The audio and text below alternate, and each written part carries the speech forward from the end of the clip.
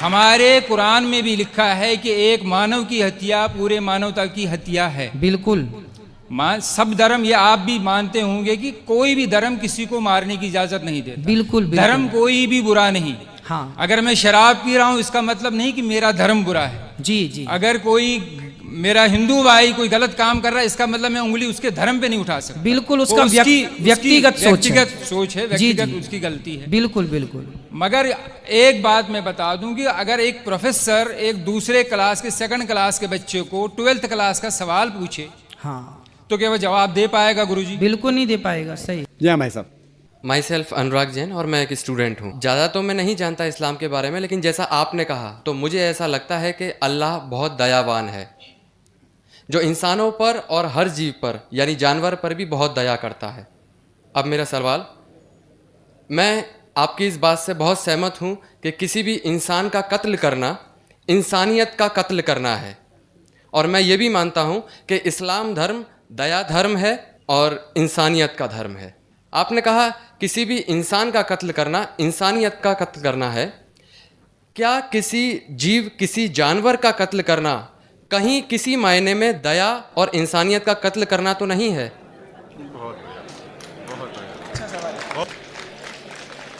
بھائی صاحب نے بہت اچھا سوال کیا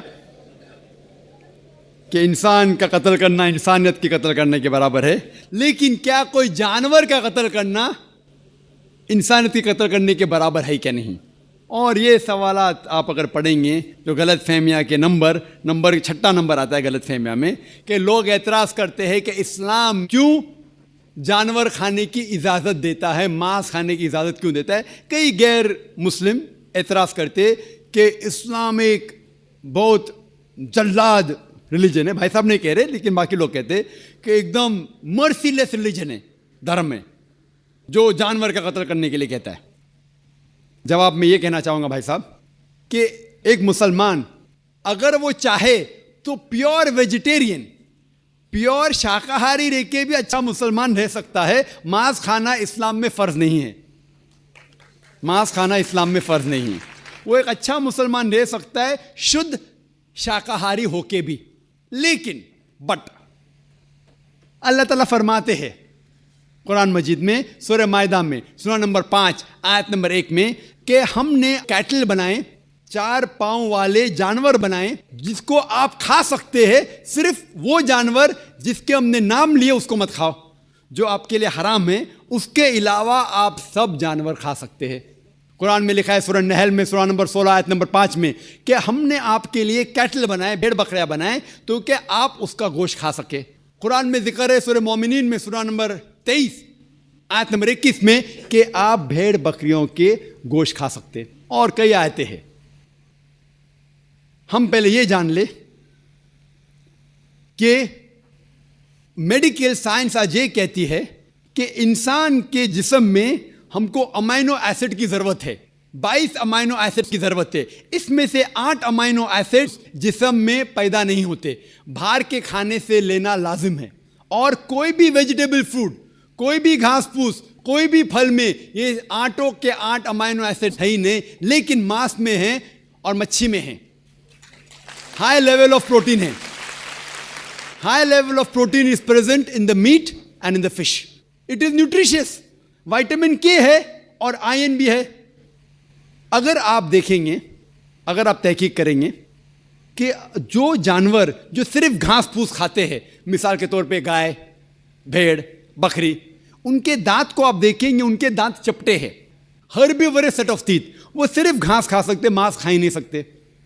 اگر آپ ان جانوروں کے دانت دیکھیں گے جو ماंس کھاتے ہیں، carnivorous animal like tiger, leopard, line, شیر ببر، چیتا، ان کے دانت دیکھیں گے تو ان کے نوکیلے دانت ہیں، کینائن سیٹ آف ٹیتھ. وہ صرف ماंس کھاتے، گھاس پھوس کھا ہی نہیں سکتے.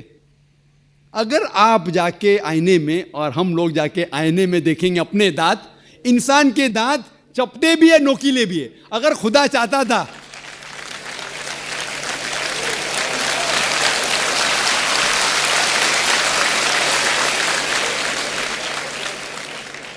اگر خدا کی یہ اچھا تھی کہ انسان صرف گھاس پھوس کھائے تو یہ نوکیلے دانت کینائن تیت کیوں دیے؟ تو میں ڈاکٹر ہوں، मांस खाने के लिए। डाइजेस्टिव सिस्टम जो है हर्बिवरस एनिमल का, गाय बकरी का डाइजेस्टिव सिस्टम, वो सिर्फ घास फूस डाइजेस्ट कर सकता है, हजम कर सकता है, गोश्त को हजम कर ही नहीं सकता है। आप अगर शेर, चीता, शेर बब्बर का डाइजेस्टिव सिस्टम देखेंगे, वो घास फूस हजम कर ही नहीं सकता है, सिर्फ गोश्त हजम कर सकता है। हम इंसानों का डाइजेस्टिव सिस्टम अल्लाह सुब्हाना व तआला ने इस तरीके से बनाया कि घास फूस भी हजम कर सकता है, गोश्त भी। तो हम घास फूस भी खा सकते हैं, गोश्त भी खा सकते हैं। और आप देखेंगे कि बहुत से लोगों को गलत फहमी है कि हिंदू मजहब में, हिंदू धर्म में गोश्त खाना हराम है। ये बिल्कुल गलत फहमी है। अगर आप पढ़ेंगे हिंदू धर्म की किताब, हिंदू धर्म की किताब पढ़ेंगे, मनुस्मृति अध्याय नंबर 5 श्लोका नंबर 30, उसमें लिखा हुआ है कि भगवान ने, खुदा ने कुछ जानवर को खाने के लिए बनाया है और कुछ जानवर को खा जाने के लिए। Some animals he has created to eat and some to be eaten। कुछ खाने के लिए और कुछ खा जाने के लिए। अगर आप उन जानवरों को खाते हैं जो खुदा ने खाने के लिए बनाया है तो आप कोई गुनाह नहीं करते। मनुस्मृति अध्याय 5 श्लोक का नंबर 30। आगे आप पढ़ेंगे मनुस्मृति अध्याय 5 श्लोक का नंबर 31 में लिखा हुआ है कि अगर आप जानवर का कत्ल करते हैं पूजा के लिए तो आप कोई गुनाह नहीं कर रहे। आगे पढ़ेंगे मनुस्मृति अध्याय नंबर 5 श्लोका नंबर 39 और 40, उसमें लिखा हुआ है कि खुदा ने सैक्रिफिस्ड एनिमल बनाया है, मतलब खुसूसन कुछ जानवर बनाया है तो कि सैक्रिफाइस की जाए और उसको खा सके। अगर आप उस जानवर का कत्ल करते हैं सैक्रिफाइस के लिए और खाते हैं जो अल्लाह ताला ने, भगवान ने बनाया है, तो आप कोई गुनाह नहीं करते। ऋग्वेद में है कि आप खा सकते हैं। ऋग्वेद में यह भी लिखा है कि आप भैंस खा सकते हैं, आप गाय खा सकते हैं। कितने श्लोक के मैं हवाला दे सकता हूं। अगर आप पढ़ेंगे महाभारत, देखो ऋग्वेद तो बहुत कम हिंदू लोग ने पढ़ा है, लेकिन महाभारत तो आप जानते होंगे, सुना होगा। महाभारत पढ़ेंगे अनुशासन पर्व चैप्टर नंबर 88, उसमें जो पांडव के सबसे बड़े भाई युधिष्ठिर, वो भीष्म से कहते हैं कि हम यज्ञ में, पूजा में क्या चीज देना चाहिए ताकि हमारे बाप दादा, हमारे पुरखों को सहूलत हो, आराम मिले, उन्हें पीस, अमन मिले, दे विल बी सेटिस्फाइड। तो भीष्म कहते हैं कि यज्ञ में, पूजा में अगर आप वेजिटेबल्स देंगे, घास फूस, फल, चावल देंगे तो हमारे बाप दादा, हमारे पुरखों 1 महीने तक संतुष्ट रहेंगे। कितने महीने तक? 1 महीने तक।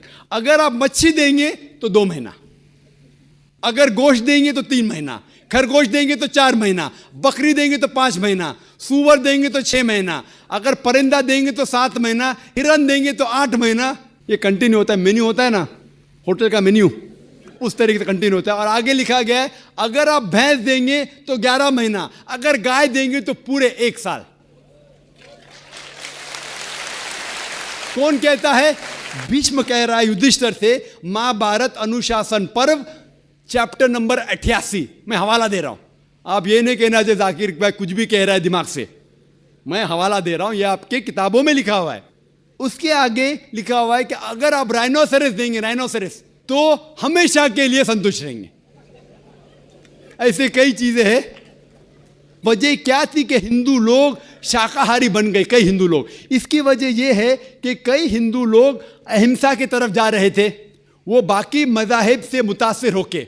मिसाल के तौर पे जैनिज्म में है कि आपको जानवर नहीं खाना चाहिए, और अगर उनसे पूछेंगे क्यों नहीं खाना चाहिए तो वो कहते किसी भी जीव की हत्या करना गलत है। और भाई साहब भी मुंडी हिला रहे, मैं भी इसको मानता हूं। अगर कोई भी इंसान बिना किसी जीव की हत्या किए जी सकता है तो मैं नंबर 1 हूँगा, number 1। Doctor Zakir Naik number 1 होंगे, क्योंकि मैं डॉक्टर हूँ, मैं जानता हूँ। लोग कहते हैं कि जानवर को खाना मतलब जीव की हत्या करना।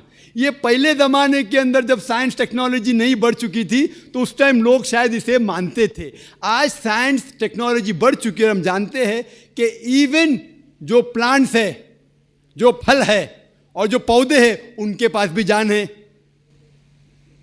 तो आपकी लॉजिक फेल हो गई। अभी जब हमें ये पता चला کہ پیڑ پودے اور پھل کی بھی جان ہے تو لاجک میں ذرا تبدیلی آ گئی. ابھی لوگ کہتے ہمیں پتہ ہے کہ پیڑ پودے کی جان ہے لیکن پیڑ پودے کو درد کا احساس نہیں ہوتا. ٹھیک ہے بھائی, یہ پہلے کی بات ہے. آج سائنس بڑھ چکی ہے, ہم جانتے ہیں کہ پیڑ پودے کو بھی درد ہوتا ہے, وہ ہنس بھی سکتے, وہ رو بھی سکتے, ان کو بھی درد ہوتا ہے. لیکن یہ الگ بات ہے کہ وہ جب چلاتے ہیں ان کی چیخ ہمارے کانوں تک سنائی نہیں دیتی, کیونکہ انسان صرف 20 سائیکل سے لے کے 20,000 سائیکلز پر سیکنڈ تک سن سکتا ہے. اس کے اوپر اس کے نیچے انسان سن نہیں سکتا. کیونکہ ہم پیڑ پودے کی چیخ نہیں سن سکتے اس کا مطلب یہ نہیں کہ ہم ان کی ہتیا کر سکتے. ایک شخص تھا جو مجھ سے بہت بحث کر رہا تھا. وہ ذاکر بھائی, میں مانتا ہوں کہ پیڑ پودے کی جان ہے, پیڑ پودے کو درد ہوتا ہے, لیکن یہ جانور کے 5 سینسز ہے, 5 سمجھ ہے. یہ پیڑ پودے کے 2 یا 3 کم ہیں, صرف 3 سینسز ہے. تو اسی لیے جانور کو قتل کرنا بڑا گناہ ہے, پیڑ پودے کو قتل کرنا کم گناہ ہے. تو میں نے کہا کہ مثال کے طور پہ بحث کے لیے مان لو آپ صحیح ہے, فار سیک آف آرگیومنٹ, بحث کے طور پہ مان لو آپ صحیح ہے. تو میں نے ان سے کہا آپ کا اگر بھائی پیدا ہوتا ہے گنگا اور بہرا, 2 سینسز لیس, نہ وہ سن سکتا ہے نہ بول سکتا ہے, اس کے بعد اگر وہ بڑا ہونے کے بعد کوئی آ کے اس کا قتل کرتا ہے تو آپ جا کے جج سے کہیں گے می لارڈ قاتل کو کم سزا دو کیونکہ میرے بھائی کے 2 سینسز کم تھے.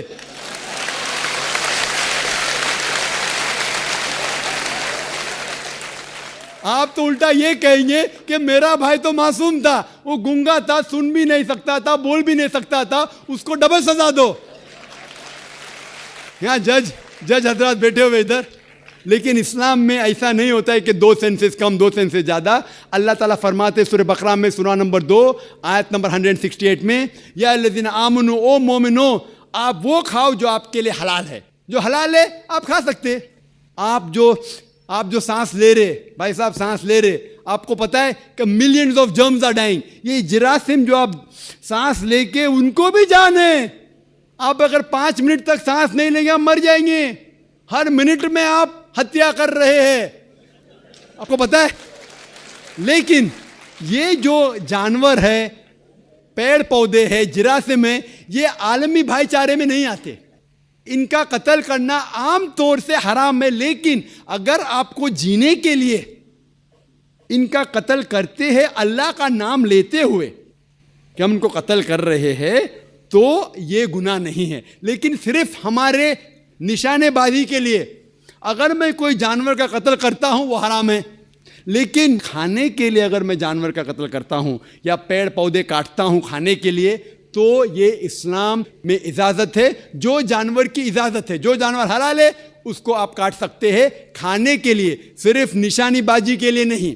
تو آپ دیکھیں گے عام ہندو کے جو ہے نا عالمی بھائی چارے, اس کے اندر پیڑ پودے بھی آپ کے بھائی ہیں, جانور بھی بھائی, جو اسلام میں نہیں. اسلام میں عالمی بھائی چارے کے لیے ہر انسان آپ کا بھائی ہے. بھلے امریکہ میں ہو, انڈیا میں ہو, یو کے میں ہو, کالا ہو, گورا ہو, وہ آپ کا بھائی ہے. لیکن جانور آپ کے بھائی نہیں ہے. لیکن جانور کا بھی حقوق قرآن اور حدیث میں دیا گیا ہے. لیکن جو جانور کی اجازت دی گئی ہے کھانے کے لیے ان کو ہم کھا سکتے. آپ نے یہ کہا کہ پیڑ پودوں کو یدی ہم کھاتے ہیں تو کچھ سنائی دینے کی آپ نے بات کہی تھی. لیکن ہم ایسا تو کر ہی سکتے ہیں جن بچوں کی ہمیں چیخ یا کسی بھی چیخ سنائی دے رہی ہے اس کو رونے سے روک سکتے ہیں. دوسرا, جو چائنا میں نوجات ششو کھائے جاتے ہیں, یدی کوئی اسلام دھرم کا انویائی ان کا اللہ کا نام لے کر یدی کھاتا ہے تو کیا یہ اچت ہے؟ میں نے ایک اخبار میں کٹنگ پڑھی تھی کہ وہاں نیو بورن چائلڈ وہاں کھائے جاتے ہیں, تو کیا اسلام میں اس طریقے کی اجازت ہے؟ بھائی صاحب نے سوال کیا کہ کیونکہ بچوں کی جو چیخ سنائی دیتی تم چپ کر لیتے, سنائی نہیں دی تو کیا کریں گے. اور انہوں نے سوال پوچھا کہ چائنا میں بچوں کا گوشت کھایا جاتا ہے, وہ بالکل حرام ہے.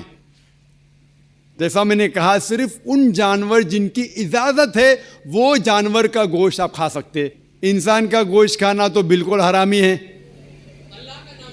کس کا بھی نام لو, کس کا بھی نام لو, اللہ کا نام لے کے سور بھی کھانا حرام ہے. جو جانور کی اجازت ہے وہی جانور کھا سکتے ہیں. اور کوئی بھی جانور نے, بھلے آپ اللہ کا نام لو یا نہ لو, اللہ نے جب اجازت دی نہیں تو نام لے کے کیا فائدہ. اور آپ کا جو پہلا سوال تھا کہ بچوں کی چیخ سنائی دیتی تو چپ کرتے ہیں, نہیں سنائی دی تو کیا کریں گے؟ اگر بچہ گونگا ہے تو کیا کریں گے؟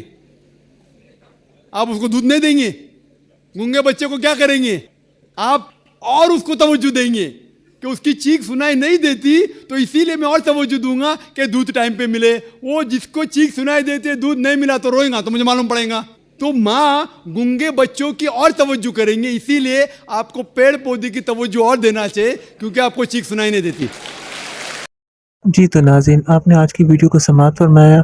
اس میں ڈاکٹر ذاکر نائک صاحب سے سوال کیا گیا تھا کہ اسلام کہتا ہے کہ ایک انسان کا قتل تمام انسانیت کا قتل ہے. اگر اسلام اتنا ہی زیادہ رحم دل ہے تو وہ جانوروں کے قتل کا کیوں حکم دیتا ہے؟ ڈاکٹر صاحب نے بہت ہی مفصل اور خوبصورت جواب دیا.